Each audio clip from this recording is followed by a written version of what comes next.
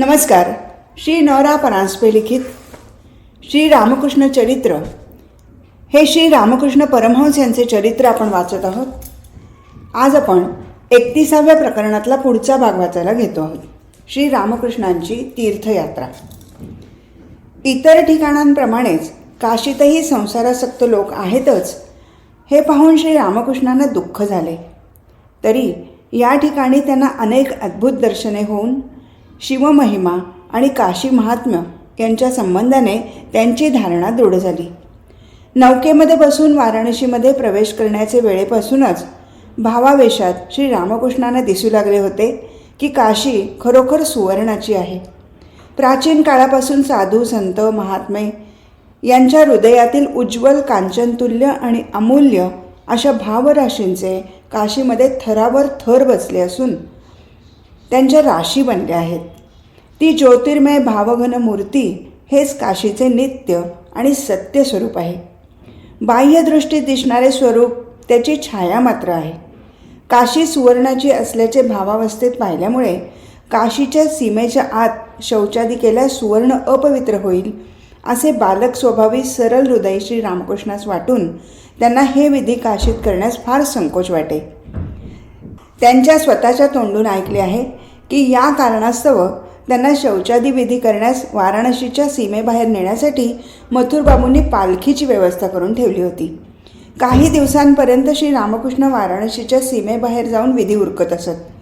पुढे ह्या भावाची उत्कटता कमी झाल्यावर सीमेबाहेर जाणे त्यांनी सोडले. काशीत असता त्यांना आणखी एक विशेष प्रकारचे दर्शन झाल्याचे आम्ही श्री रामकृष्णांच्याच तोंडून ऐकले आहे. मणिकर्णिका वगैरे पंचतीर्थांची यात्रा कोणी नौकेने जाऊन करतात. मथुरबाबूंनी ही यात्रा श्री रामकृष्णांना बरोबर घेऊन नौकेनेच केली. मणिकर्णिकेजवळच काशी क्षेत्राची मुख्य स्मशानभूमी आहे. मथुरबाबूंची नौका मणिकर्णिकेच्या घाटासमोर आली त्यावेळी सारे स्मशान चितांनी भरून गेले होते व तेथे अनेक प्रेते जळत होती. भावमय श्री रामकृष्णांची दृष्टी सहज तिकडे गेली आणि त्याबरोबर नौकेतून बाहेरच्या बाजूस धावत येऊन नौकेच्या अगदी काठावर ते एकदम समाधीमग्न झाले. आता ते नदीत पडतात असे वाटून मथुरबाबूंचा पंड्या आणि नौकेतील खलाशी लोक त्यांना सावरून धरण्यासाठी धावले, पण त्याचे काही कारण पडले नाही. श्री रामकृष्ण त्याचे स्थिर उभे होते. त्यांच्या वदनमंडलावर अपूर्व तेज झळकत असून त्यावर स्मिताची छटाही पसरली होती. धावून आलेली मंडळी ते अपूर्व तेजपुंज वदनमंडळ पाहून दूरच थबकली व त्यांची हृदये भक्तिभावाने भरून गेली. बऱ्याच वेळाने श्री रामकृष्णांची समाधी उतरली व मग नौका मणिकर्णिकेच्या घाटाला लावून मंडळी स्नाने वगैरे करण्यात निमग्न झाली. काही वेळाने नुकतेच समाधीत झालेले दर्शन श्री रामकृष्ण मथुरबाबू वगैरे मंडळींना सांगू लागले. ते म्हणाले, मला असे दिसले की एक पिंगट जटा असलेला श्वेतवर्णाचा उंच व भव्य पुरुष अत्यंत शांत आणि गंभीर चालीने स्मशानातील प्रत्येक चितेजवळ जात आहे आणि तिजवरील प्रेतास थोडे वर उचलून त्याच्या कानात प्रणव मंत्राचा उच्चार करत आहे. स्वतः सर्व शक्तिमयी श्री जगदंबा ही महाकाली रूपाने चितेवर त्या जीवाच्या जवळ दुसऱ्या बाजूस बसून त्याची स्थूल सूक्ष्म कारण वगैरे सर्व प्रकारची संस्कार बंधने तोडून टाकून निर्वाणाचे दार उघडून आपल्या हाताने अखंडाच्या घरी त्याचा प्रवेश करवित आहे. अशा रीतीने अनेक जन्मांच्या योग तपस्येने जो अद्वैतानुभवाचा भूमानंद जीवाला प्राप्त होत असतो तो काशीमध्ये देह ठेवणाऱ्या प्रत्येकाला देऊन श्री विश्वनाथ त्याला कृतार्थ करत आहे. मथुरबाबूंबरोबर जे शास्त्रज्ञ पंडित होते ते श्री रामकृष्णांचे हे अद्भुत दर्शन ऐकून म्हणाले, काशीखंडात नुसते एवढेच म्हटले आहे की काशीत मृत्यू प्राप्त झाल्यास श्री विश्वनाथ त्या जीवाला निर्वाण पदवी प्राप्त करून देतो, परंतु ती कशी हे कोठेच सांगितलेले नाही. आपल्या या दर्शनावरून त्याचा उलगडा होतो. आपली दर्शने आणि उपलब्धी शास्त्रांच्याही पुढे गेली आहेत. हृदय सांगत असे की काशीत भैरवी ब्राह्मणीची व त्यांची पुन्हा गाठ पडली व त्यावेळी काशीत असे तो तिच्या घरी ते नेहमीच जात येत असत. काशीत 64 योगिनी नावाच्या गल्लीत मोक्षदा नामक एका बाईच्या घरी ब्राह्मणी राहत असे. मोक्षदेची ईश्वरभक्ती पाहून श्री रामकृष्णांना फार आनंद झाला. ब्राह्मणी श्री रामकृष्णांबरोबर वृंदावन यात्रेस गेली व श्री रामकृष्णांच्या सांगण्यावरून ती तिथेच राहू लागली. वृंदावनाहून श्री रामकृष्ण परत आल्यावर थोड्याच दिवसात वृंदावनात ब्राह्मणीचे देहावसान झाले. असो, काशीस 5-7 दिवस राहून मंडळी प्रयागास गेली व तेथे 3 दिवस राहिली. मथुरबाबू वगैरेंनी तेथे यथाविधी मुंडन केले, पण श्री रामकृष्णांनी केले नाही. ते म्हणाले, मला मुंडन करण्याची आवश्यकता वाटत नाही. प्रयागहून मंडळी पुन्हा काशीस परतली व तेथे 15 दिवस राहून श्री वृंदावनाच्या यात्रेस निघाले. वृंदावनास निधुवनाजवळ एका वाड्यात मंडळींचा मुक्काम होता. या ठिकाणीही मथुरबाबू काशीतल्याप्रमाणेच मोठ्या थाटाने आणि ऐश्वर्याने राहत असत. तेथे असताना सर्व मंडळींसह त्यांनी तेथील सर्व देवस्थानांचे दर्शन घेतले. प्रत्येक ठिकाणी देवापुढे ते मोहरा ठेवीत. निधुवनाशिवाय या ठिकाणी श्री रामकृष्णांनी राधाकुंड, श्यामकुंड आणि गोवर्धन पर्वत यांचे दर्शन घेतले. गोवर्धनावर ते भावावेशातच चढून गेले. वृंदावनास असताना सुद्धा एखाद्या साधकाचे व भक्ताचे नाव त्यांच्या कानावर येताच ते त्याच्या दर्शनास जात. श्री रामकृष्णांना देवदर्शनास अगर साधुसंत दर्शनात जाण्यासाठी मथुरबाबूंनी पालखीची व्यवस्था करून ठेवली होती. हृदय नेहमी बरोबर असेच. देवापुढे आणि वाटेत भिकाऱ्यांना दान करण्यासाठी म्हणून पालखीत एका बाजूला एक वस्त्र अंथरून त्यावर मथुरबाबू रुपये, आधल्या, चवल्या, पावल्या यांच्या चवडी करून ठेवीत असत. परंतु या सर्व ठिकाणी जात असताना श्री रामकृष्ण भावावेशाने इतके विव्वल झालेले असत की त्या चवडी उचलून त्यातील एक एक नाणे निरनिराळे दान करण्याचेही त्यांच्या हातून होत नसे. अर्थातच मग भिकाऱ्यांची फार गर्दी झाली म्हणजे त्यांनी त्या वस्त्राचे एक टोक धरून ओढावे व ती सारी नाणी त्या गर्दीत पिस्करून टाकावी. बाके बिहारी कृष्णाच्या दर्शनास गेले असता श्री रामकृष्णांना अद्भुत भावावेश उत्पन्न होऊन ते एकदम त्या मूर्तीला आलिंगन देण्यास धावून गेले. तसेच एक दिवस संध्याकाळी गुराख्याची मुले रानातून गुरे घेऊन परत येत असता त्यांच्या मेळ्यात त्यांना गोपालकृष्णाचे दर्शन होऊन ते प्रेमाने तन्मय होऊन गंभीर समाधीमग्न झाले. वृंदावनापेक्षा ब्रज त्यांना अधिक आवडले व त्या ठिकाणी त्यांना श्रीकृष्णाचे व राधेचे अनेक रूपात दर्शन झाले. व्रजात असताना वैराग्य संपन्न अनेक साधक लहान लहान झोपड्यात दरवाजांकडे पाठ करून एकाग्र चित्ताने जपत ध्यानात निमग्न असलेले त्यांनी पाहिले. व्रजाचे स्वाभाविक सृष्टी सौंदर्य, फुलाफुलांनी सुशोभित दिसणारा छोटासा गोवर्धनगिरी, वनात निस्संकोचपणे स्वैर संचार करणारे मोर आणि हरणे, जपध्यानादिकात निमग्न असणारे साधू संत आणि व्रजातील सरळ स्वभावाचे लोक यांच्या योगाने व्रजावर त्यांचे फार प्रेम जडले आणि त्यातही तपस्विनी गंगामाता हिचे दर्शन आणि तिच्या संगतीचा लाभ घेऊन तर त्यांना असे वाटले की आता येथून दुसरीकडे कोठेच न जाता आयुष्याचे बाकीचे दिवस येथेच घालवावेत. गंगामातेचे वय त्यावेळी 60च्या घरात असावे. तिचे श्रीकृष्णावरचे आणि श्रीमती राधेवरचे अपार प्रेम पाहून व तिची अलौकिक भक्ती पाहून लोकांना वाटे की श्री राधेची मुख्य सखी ललिता ही जीवांना भक्तिप्रेमाचे शिक्षण देण्यासाठी म्हणून गंगामातेच्या रूपाने या जगात अवतीर्ण झाली आहे. श्री रामकृष्ण सांगत असत की मला पाहिल्याबरोबर माझ्या अंगी श्रीमती राधेसारखीच महाभावाची लक्षणे आहेत असे तिने ओळखले व म्हणूनच मला राधेचाच अवतार मानून तिने मला दुलाली म्हणून हाक मारली. दुलालीचे असे सहजासहजी दर्शन झाल्यामुळे गंगामाता आपल्याला अत्यंत धन्य मानू लागली व आज इतक्या दिवसांच्या आपल्या प्रेमाचे आणि भक्तीचे फल आपल्याला प्राप्त झाले असे तिला वाटले. श्री रामकृष्णही तिला पाहिल्याबरोबर तिच्याशी अगदी ओळखीच्या माणसाप्रमाणे वागू लागले आणि इतर सर्व गोष्टी विसरून तिच्याच आश्रमात तिच्याच संगतीत राहू लागले. दोघांनाही एकमेकांच्या संगतीत इतका आनंद वाटू लागला की श्री रामकृष्ण आता तेथेच कायमचे राहणार की काय आणि आपल्याबरोबर दक्षिणेश्वरी परत फिरणार नाहीत की काय अशी मथुरबाबू वगैरे मंडळीच भीती वाटू लागली. परंतु शेवटी श्री रामकृष्णांच्या मातृभक्तीचाच विजय झाला आणि त्यांचा गंगामातेजवळच राहण्याचा विचार बदलला. श्री रामकृष्ण सांगत, व्रजामध्ये असताना सर्व गोष्टींचे पूर्ण विस्मरण झाले होते. मनात वाटे की आता येथून परत फिरूच नये. पण काही दिवसांनी आईची आठवण झाली आणि वाटले की मी जर इथे राहिलो तर तिला दुःख होईल आणि या वृद्धापकालात तिची सेवा शुश्रूषा तरी कोण करील असा विचार मनात आल्यावर मात्र मग मला येथे राहावेना. खरोखरच विचार करून पाहता या अलौकिक महापुरुषाच्या सर्वच गोष्टी काही विलक्षण वाटतात आणि परस्पर विरोधी अशा सद्गुणांचे त्यांच्या ठिकाणी मिश्रण झालेले पाहून मन आश्चर्याने चकित होऊन जाते. हेच पहा ना, त्यांनी लग्न केले पण कधीही संसार केला नाही. बरे, स्वतःच्या पत्नीचा त्यागही केला नाही अथवा तिच्याशी कधी शरीर संबंधही ठेवला नाही. ईश्वर प्राप्तीसाठी सर्वस्वाचा त्याग केला, पण मातेविषयीचे व पत्नीविषयीचे आपले कर्तव्य ते कधीही विसरले नाहीत. अद्वैत ज्ञानाच्या अत्युच्च शिखरावर आरोहण करून सदैव तेथे वास करीत असताही ईश्वराबरोबरचा आपला भक्ताचा अपत्याचा प्रेमळ संबंध त्यांनी कधीही सोडला नाही. अशा कितीतरी गोष्टी सांगता येतील. आपल्या मातेशी त्यांचा असाच अलौकिक संबंध होता.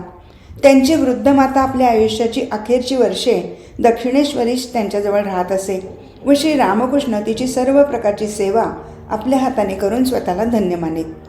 आणि पुढे जेव्हा त्यांच्या परमशून्य मातेला देवाज्ञा झाली तेव्हा त्यांना इतके दुःख झाले व त्यांनी रडून इतका आकांत केला की अशा प्रकारचा शोक क्वचितच कोणी करीत असेल. बरे, त्यांनी इतका शोक केला, पण आपण संन्यासी आहो ही गोष्ट ते केव्हाही विसरले नाहीत. संन्यासी असल्यामुळे आपल्याला आपल्या मातेचे औद्वैदेहिक व श्राद्ध वगैरे करण्यास अधिकार नाही असे जाणून त्यांनी ते सर्व आपल्या पुतण्या रामलाल याचेकडून करवले आणि आपण स्वतः एकीकडे बसून मातेसाठी रडून तिच्या ऋणातून थोडेफार मुक्त झाले. श्री रामकृष्ण या संबंधाने म्हणत, संसारात बाप आणि आई हेच परमगुरू. ते जिवंत असेपर्यंत त्यांची सेवा केली पाहिजे आणि त्यांच्या मृत्यूनंतर त्यांचे श्राद्ध वगैरे केले पाहिजे. जो दरिद्री असेल, श्राद्धही करण्याची ज्याची ऐपत नसेल, त्याने त्यांचे स्मरण करून निदान अश्रू गाळले पाहिजेत. तेव्हाच मनुष्य त्यांच्या ऋणातून मुक्त होतो. आईबापांची आज्ञा कधीही उल्लंघन करू नये. ईश्वरासाठीच म्हणून उल्लंघन केली तर चालेल, त्याने दोष लागणार नाही. उदाहरणार्थ प्रल्हाद, बापाने सांगितले तरी त्याने श्रीकृष्णाचे नामस्मरण करणे सोडले नाही. अथवा ध्रुव, आई नको नको म्हणत असतासुद्धा तप करण्यासाठी वनात गेला. ईश्वरासाठीच त्यांनी आईबापांची आज्ञा मोडली, म्हणून त्यांना आज्ञाभंगाचा दोष लागला नाही. असो, गंगामातेची मोठ्या कष्टाने परवानगी घेऊन मथुर बाबूसह श्री रामकृष्ण परत आले.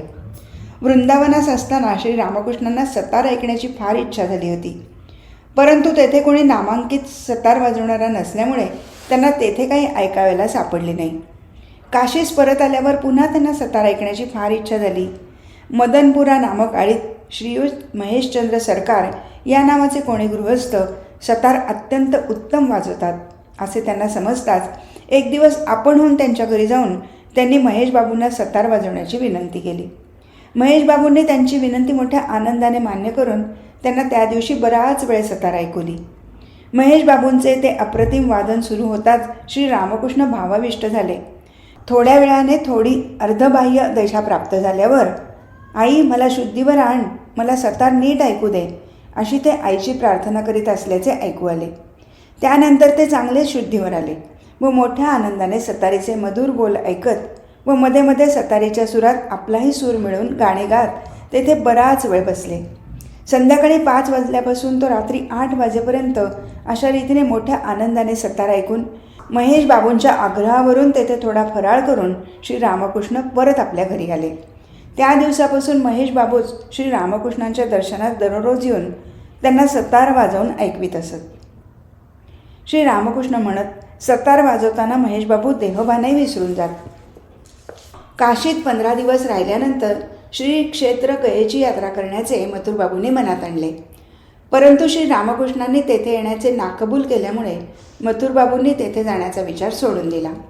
श्री रामकृष्णच सांगत असत की गयेसच माझ्या पित्याला स्वप्नात श्री गदाधरांनी सांगितले की मी तुझ्या पोटी जन्माला येणार आहे, म्हणून माझ्या पित्याने माझे नाव गदाधर असे ठेवले. गयेस जाऊन श्री गदाधराचे दर्शन घेताना मी कदाचित इतका बेहोश आणि प्रेमोन्मत्त होऊन जाईन की गदाधराशीच चिरकाल एकरूप होऊन राहावे असे वाटून मी चिरसमाधीमग्न होऊन जाईन. असा विचार मनात येऊन मथुरबाबूंबरोबर गयेत जाण्याचे मी नाकारले. असे आपल्या शिष्यमंडळींपैकी कोणाकोणाजवळ श्री रामकृष्णांनी म्हणून दाखवले आहे. पूर्वी जो श्रीराम, श्रीकृष्ण, श्री गौरांग इत्यादी रूपाने अवतीर्ण झाला होता, तो सांप्रत आपल्या शरीराचा आश्रय करून पुन्हा अवतीर्ण झाला आहे अशी श्री रामकृष्णांची दृढ भावना होती. म्हणून आपल्या सध्याच्या शरीर मनाचे उत्पत्तीस्थळ श्री क्षेत्र गया आणि ज्या ज्या ठिकाणी इतर अवतारिक पुरुषांनी आपली इहलोकाची यात्रा संपवली त्या त्या क्षेत्राचे दर्शन घेण्याच्या विचाराने त्यांच्या मनात एक प्रकारचा विलक्षण संकोच उत्पन्न होई. श्री रामकृष्ण म्हणत असत, अशा ठिकाणी गेलो तर मला अशी गंभीर समाधी लागेल की पुन्हा काही केले ते उतरणार नाही आणि अशा रीतीने शरीरच टिकणे अशक्य होईल. अशा प्रकारचा विलक्षण संकोच त्यांना स्वतः संबंधानेच उत्पन्न होत असे नाही, तर आपल्या भक्त मंडळी संबंधानेही होत असेल.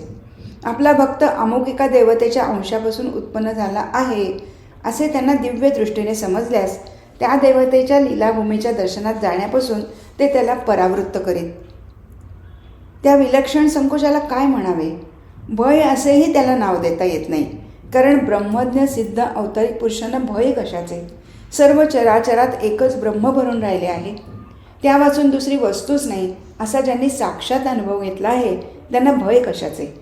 बरे, इतर लोकांसारखी वाचण्याची इच्छा असेही त्या संकोचाला म्हणवत नाही, कारण लोकांच्या मनात वाचण्याची जी इच्छा असते ती स्वार्थासाठी अगर सुखोपभोगासाठी असते. परंतु ज्यांच्या अंतःकरणात स्वार्थसुखाचा नामगंधही दिसून येत नाही त्यांच्या संबंधाने असेही विधान करवत नाही. मग या संकोचाला काय म्हणावे व याची कल्पना तरी इतरांना कशी यावी? आमच्या मनात जे भाव व जे कल्पना तरंग उत्पन्न होतात ते व्यक्त करण्यास उपयोगी असे शब्दसमूह आम्हाला मिळू शकतात. श्री रामकृष्णांसारख्या महापुरुषाच्या मनातील अत्युच्च दिव्य भाव व्यक्त करण्यास योग्य शब्द तरी कसे सापडावे? म्हणून या सर्व विषयांसंबंधी श्री रामकृष्ण काय म्हणत असत ते श्रद्धा व विश्वासपूर्वक ऐकून सर्व उच्च भाव आपल्या कल्पनेने समजून घेण्याचा यथाशक्ती प्रयत्न करणे, या वाचून दुसरे काही करणे शक्य दिसत नाही.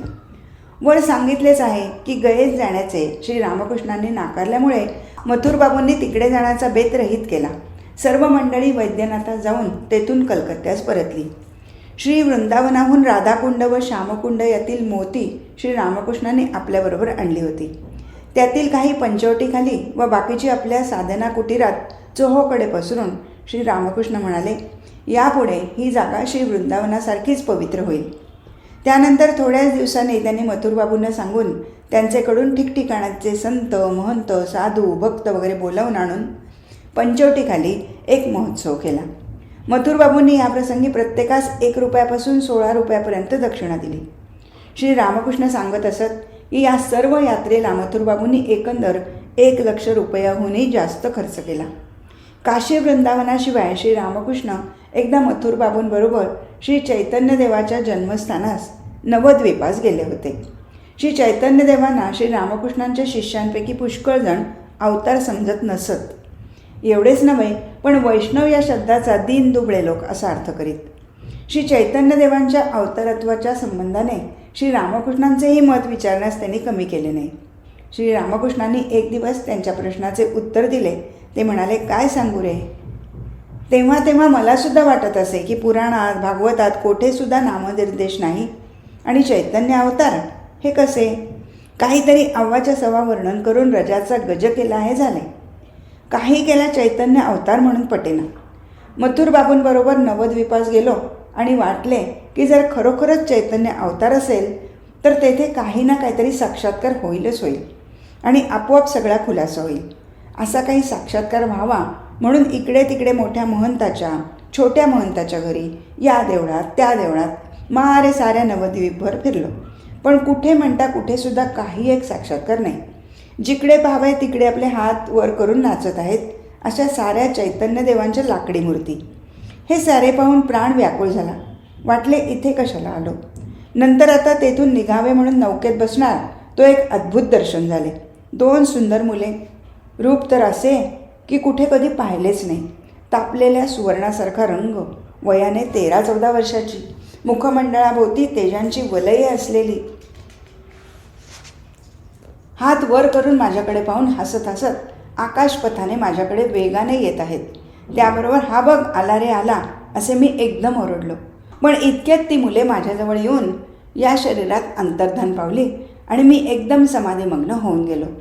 नदीतच पडायचा, पण ऋतू जवळ होता, त्याने धरून आत ओढले. असेच आणखीही काही दाखवून खात्री केली की खरोखरच चैतन्य अवतार.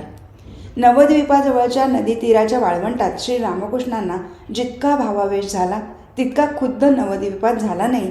याचे कारण विचारता ते म्हणाले, श्री चैतन्यदेवाचे जुने नवद्वीप गंगेमध्ये बुडून गेले आहे व त्याची जागा त्या वाळवंटाखालीच असावी, म्हणून त्या ठिकाणी मला भावावेश झाला.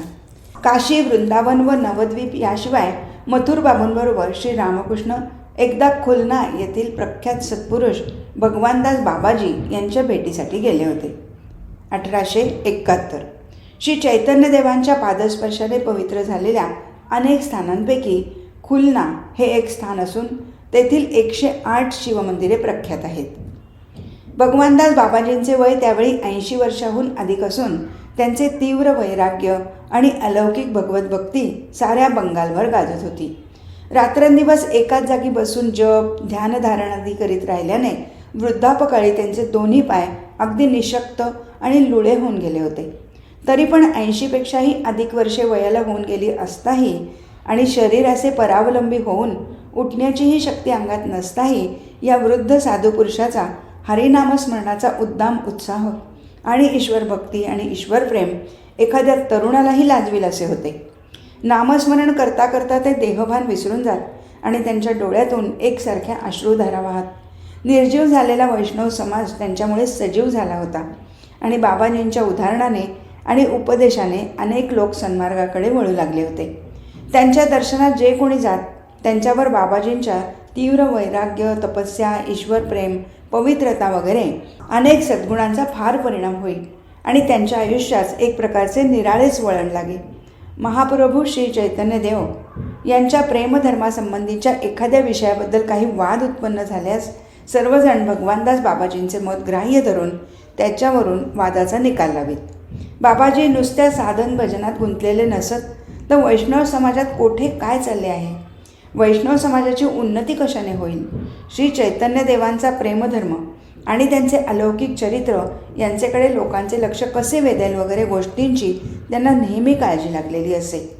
डोंगी साधूंच्या आचरणाची सर्व हकीकत लोक त्यांच्याजवळ सांगत व अशा बाबतीत काय केले पाहिजे याविषयी त्यांचे मत घेऊन लोक त्याप्रमाणे निश्चंकपणे आचरण करीत. त्यामुळे बाबाजींचा सर्व वैष्णव समाजावर एक प्रकारचा दरारा असे आणि ढोंगी स्वार्थपरायण साधूंना त्यांची एक प्रकारची विलक्षण दहशत वाटे. श्री रामकृष्णांनी आपल्या तपश्चर्येस आरंभ केला त्या सुमारास उत्तर हिंदुस्थानात अनेक ठिकाणी धर्मविषयक खळबळ उडण्यास सुरुवात झाली होती.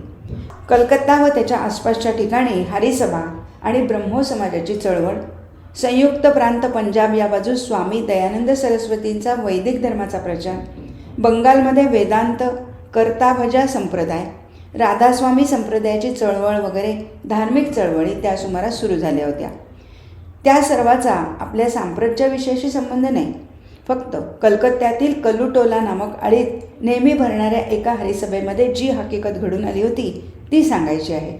कारण भगवानदास बाबाजींच्या व श्री रामकृष्णांच्या भेटीशी तिचा संबंध आहे. एक दिवस कलुटोल्याच्या हरिसभेत श्री रामकृष्णांना निमंत्रण असल्यामुळे ते तेथे गेले. हृदय त्यांच्याबरोबर होता.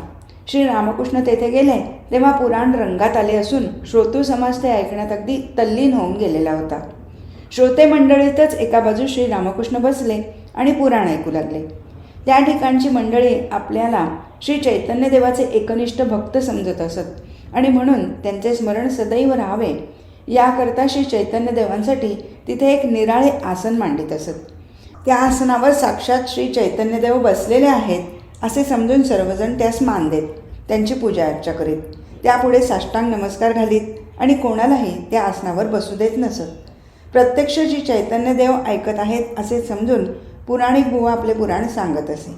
असो, त्या दिवशी पुराण ऐकता ऐकता श्री रामकृष्ण एकाएकी भावाविष्ट झाले आणि त्या भावाच्याच भरात एकदम ताडकन उठून त्या आसनावरच जाऊन उभे राहिले आणि तसे उभे असतानाच त्यांना अत्यंत गाढ समाधी लागली.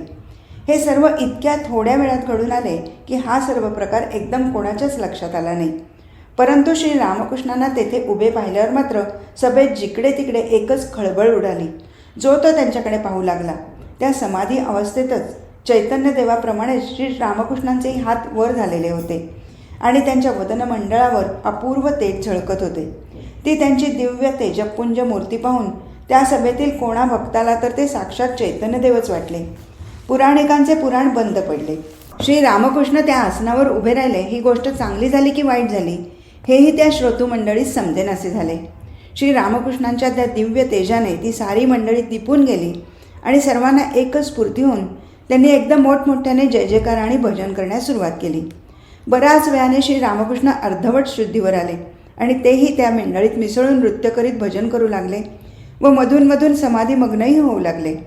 सर्वांनाच आवेश चढला आणि सर्वजण देहभान विसरून उन्मत्तासारखे मोठमोठ्याने भजन करू लागले. असे भजन किती वेळ चालले. कोणालाच कशाशी शुद्ध उरली नाही. बऱ्याच वेळाने श्री चैतन्यदेवांच्या नावाचं जय जयकार होऊन भजन समाप्त झाले व थोड्याच वेळाने श्री रामकृष्ण हृदयबरोबर दक्षिणेश्वरी परतले. श्री रामकृष्ण निघून गेल्यानंतर जसा एखादा निजलेला मनुष्य दचकून जागा व्हावा तशी ही मंडळी जागी झाली आणि मग आजचा प्रकार चांगला झाला की वाईट झाला याबद्दल त्यांच्यात भवती न भवती सुरू झाली. श्री रामकृष्णांची समाधी, त्यांचे ते दिव्य तेजपुंज रूप आणि त्यांचे ते अलौकिक नृत्य व भजन हे सारे पाहून काही मंडळी त्यांनी चैतन्यदेवाचे आसन ग्रहण केले, यात काही एक वाईट झाले नाही असे म्हणू लागले व काही जण ही गोष्ट वाईट झाली असे म्हणू लागले. उभय पक्षांमध्ये खूप कडाक्याचा वाद झाला, पण वादाचा निकाल त्या दिवशी काहीच लागला नाही. हळूहळू ही हकीकत सर्व ठिकाणी पसरली आणि त्यामुळे साऱ्या वैष्णव समाजात खळबळ उडून गेली. ही हकीकत भगवानदास बाबाजींच्याही कानावर गेली व उगीच एखाद्या यक्कश्चित माणसाने चैतन्यदेवाच्या आसनाचा असा अपमान करावा व स्वतःच्या भक्तिभावाचे असे ढोंग माजवावे याचा त्यांना फार राग आला. एवढेच काय, पण रागाच्या भरात ते ढोंगी माणसाविषयी वाटेल तसे अद्वा उद्गार काढण्यालाही त्यांनी कमी केले नाही. त्या दिवशीच्या प्रकाराने वैष्णव समाजात बरीच खळबळ उडून गेली. या पलीकडे श्री रामकृष्णांना मात्र याविषयी आणखी काही माहिती झाली नाही. त्यानंतर थोड्याच दिवसात श्री रामकृष्ण मथुर बाबूंबरोबर खुलना येथे गेले. दिवस उजाडण्याचे सुमारास त्यांची नौका घाटाला लागली व मथुर बाबू सामान सुमानाची व्यवस्था लावण्यात घडून गेले. इकडे हृदयला बरोबर घेऊन श्री रामकृष्ण शहर बघण्यास निघाले व चौकशी करत करत भगवानदास बाबाजींच्या आश्रमाजवळ येऊन पोचले. एखाद्या अपरिचित व्यक्तीची भेट घेण्याचा प्रसंग आल्यास प्रथम बालक स्वभाव श्री रामकृष्णांच्या मनात नेहमी खरोखरीच भीतीने धडकी भरत असे आणि हा त्यांचा स्वभाव आम्ही प्रत्यक्ष आपल्या डोळ्यांनी पाहिला आहे. भगवानदास बाबाजींच्या भेटीच्या वेळीही प्रथम असेच झाले. हृदयला पुढे करून आपले सर्वांग वस्त्राच्छादित करून त्यांनी बाबाजींच्या आश्रमात प्रवेश केला. हृदय पुढे होऊन बाबाजींना नमस्कार करून म्हणाला, माझे मामा मोठे भगवत भक्त आहेत, ते आपल्या दर्शनास येत आहेत. हृदय सांगत असे की त्यांना प्रणाम करून मी बोलू लागण्याच्या पूर्वीच बाबाजी म्हणू लागले, आज आश्रमात कोणातरी महापुरुषाचे आगमन झाले आहे असे वाटते. असे म्हणून ते इकडे तिकडे पाहूही लागले, परंतु माझ्याशिवाय दुसरे कोणी न दिसल्यामुळे ते आपल्या चालू कामास लागले. काही मंडळी एका वैष्णव साधूच्या दुर्वर्तनाची हकीकत सांगत असून त्या संबंधाने आता काय केले पाहिजे असे त्यांना विचारत होती. बाबाजीही त्यांची खूप निर्भत्सना करून त्याची माळ हिसकावून घेऊन त्याला संप्रदायातून हाकलून देईन वगैरे गोष्टी बोलत होते. इतक्यात श्री रामकृष्ण तेथे आले व बाबाजींना प्रणाम करून नम्रपणे एका बाजूला गुपचूप बसून राहिले. सर्वांग वस्त्राच्छादित असल्यामुळे त्यांचे तोंड कोणाच्याही नजरेस पडले नाही. हृदयाने त्यांच्याकडे बोट दाखवून हेच माझे मामा अशी त्यांची ओळख करून दिली व बाबाजीही इतर गोष्टी बंद करून श्री रामकृष्णांची कोठून आलात, केव्हा आलात वगैरे कुशल गोष्टी करू लागले. आपल्याशी बोलत असताना सुद्धा बाबाजी माळ फिरवीत आहेत असे पाहून चतुर हृदयाने त्यांना विचारले, बाबाजी आपण अजूनसुद्धा माळ कशासाठी ठेवली आहे बरे? आपण तर सिद्ध झाला आहात, मग आपल्याला आता माळेची काय जरूर? बाबाजीने नम्रपणे उत्तर दिले, स्वतःला मोठीशी आवश्यकता नाही तरी लोकांसाठी माळ ठेवावी लागते, नाहीतर लोकही माझे पाहून तसेच वागू लागतील. श्री जगदंबेवरच सर्व विषयात सर्व काळ एखाद्या बालकाप्रमाणे निर्भर ठेवणे ही गोष्ट श्री रामकृष्णांच्या इतकी हाडामासी खिळून गेली होती की मीपणाने स्वतःच्या प्रेरणेने एखादी गोष्ट करणे बाजूलाच राहो, पण दुसरा कोणी जरी तसे करीत असल्याचे त्यांनी पाहिले तरी त्यांच्या अंतःकरणाला अत्यंत वेदना होत. आपल्या अहंकाराचा त्यांनी इतका समूळ नाश केला होता की त्यांच्या तोंडून स्वतःबद्दल मी अमुक केले अथवा करीन असा प्रयोग कधीही बाहेर पडत नसे. कधी पडलाच तर मी शब्दाचा जगदंबेचे बालक अथवा दास मी असाच अर्थ अभिप्रेत असे. स्वतःसंबंधी ते नेहमी इथले मत, इथली अवस्था, या देहाची स्थिती अशा शब्दांचा उपयोग करीन. हा त्यांचा स्वभाव अगदी अल्प सहवासाच्या व्यक्तीच्याही लक्षात आल्या वाचून राहत नसे व एखाद्याच्या मी करीन वगैरे गोष्टींचा श्री रामकृष्णांना राग आलेला पाहून त्याला मोठा विस्मय वाटे व तो मनात म्हणे, असं काय एवढा अपराध या माणसाने केला की त्यामुळे श्री रामकृष्णांना त्याचा राग यावा? येथेही हाच प्रकार झाला. श्री रामकृष्ण येतात न येतात तोच त्या साधूची माळ हिसकावून घेऊन त्याला वैष्णव संप्रदायातून हाकलून देईन हे बाबाजींच्या तोंडचे शब्द त्यांनी ऐकले. थोड्याच वेळात पुन्हा लोकांसाठी म्हणून मी माळ सोडित नाही हे शब्द त्यांच्या कानावर आले. मी हाकून देईन, मी माळ सोडली नाही, मी लोकांना शिकवीन वगैरे बाबाजींच्या तोंडचे मीपणा दाखवणारे शब्द ऐकून सभ्यतेच्या भीतीने आपल्या मनातील राग श्री रामकृष्ण आमच्यासारखा लपवून ठेवू शकले नाहीत. ते एकदम उठून उभे राहिले आणि बाबाजींच्याकडे पाहून म्हणाले, काय अजूनही तुम्हाला इतका अहंकार आहे? तुम्ही लोकांना शिक्षण देणार? तुम्ही हाकून देणार? लोकांना शिक्षण देणारे तुम्ही कोण? हे सारे जग ज्याचे आहे त्याने शिकवल्या वाचून तुम्ही कोण शिकवणार? असे म्हणत असतात त्यांच्या अंगावरील वस्त्र व नेसलेले धोतरही गळून खाली पडले. आपण कोणाला काय म्हणत आहोत याचे त्यांना भान उरले नाही. पाहता पाहता भावातिशयाने त्यांना समाधी लागली आणि त्यांच्या मुखमंडलावर दिव्य तेज चमकू लागले. ते खाली पडू नयेत म्हणून हृदयही त्यांना धरून उभं राहिला. सिद्ध बाबाजींना आजपर्यंत सर्वजण मानच देत आलेले होते. त्यांना उलट उत्तर देण्याचे, अगर त्यांचे दोष काढण्याचे आजपर्यंत कोणीही साहस केले नव्हते. अर्थातच श्री रामकृष्णांच्या या बोलण्याने ते चकित होऊन गेले. परंतु तेही थोरच पुरुष असल्यामुळे क्रोधवश न होता स्तब्ध बसून राहिले. थोड्या वेळाने त्यांना श्री रामकृष्णांच्या या बोलण्याचा अर्थ समजला व मी अमुक करीन तमुक करीन असे म्हणणे हाही अहंकार होय असे त्यांच्या लक्षात आले. श्री रामकृष्णांच्या अहंकार राहित्याचे त्यांना कौतुक वाटले व त्यांची समाधी स्थिती आणि अंगावरील लक्षणे व अंगाची दिव्य कांती पाहून ते काही सामान्य पुरुष नव्हेत अशी त्यांची खात्री झाली. समाधी उतरल्यावर बाबाजींची नम्रवृत्ती पाहून श्री रामकृष्णांना आनंद वाटला आणि मग या दोघा थोर पुरुषांच्या ईश्वरविषयक गोष्टी सुरू होऊन त्यांच्या आनंदसागराला जी काय वरती आली तिचे वर्णन करणे अशक्य आहे. ईश्वरविषयक गोष्टी बोलत असता त्यावेळचे श्री रामकृष्णांचे तन्मयत्व आणि वरचेवर होणारा भावावेश आणि भजन प्रसंगीचा त्यांचा उद्दाम आनंद हा सर्व प्रत्यक्ष पाहून बाबाजींना श्री रामकृष्णांची धन्यता वाटली आणि इतके दिवस महाभावाच्या शास्त्रीय विवेचनातच आपण घडून जात होतो, पण आज तर महाभावाची सर्व लक्षणे ज्याच्या ठिकाणी आहेत अशा महापुरुषाचे आपल्याला दर्शन होत आहे म्हणून त्यांना अत्यंत आनंद झाला व श्री रामकृष्णांविषयी त्यांच्या मनात आदर आणि भक्ती उत्पन्न झाली.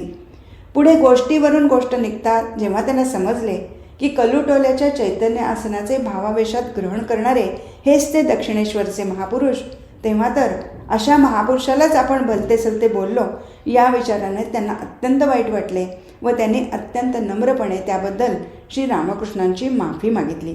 अशा रीतीने या दोघा थोर पुरुषांची भेट झाली. थोड्याच वेळाने बाबाजींचा निरोप घेऊन श्री रामकृष्ण हृदयबरोबर परत आले आणि मथुरबाबूंजवळ त्यांनी बाबाजींच्या उच्च आध्यात्मिक अवस्थेची पुष्कळ प्रशंसा केली. ती ऐकून मथुरबाबूही बाबाजींच्या दर्शनाला गेले व आश्रमातील देवतांची नित्य पूजा अर्चा व वार्षिक महोत्सव यांच्यासाठी त्यांनी काही वार्षिक नेमणूक करून दिली. आज इथेच थांबू. हरिओम तत्सत.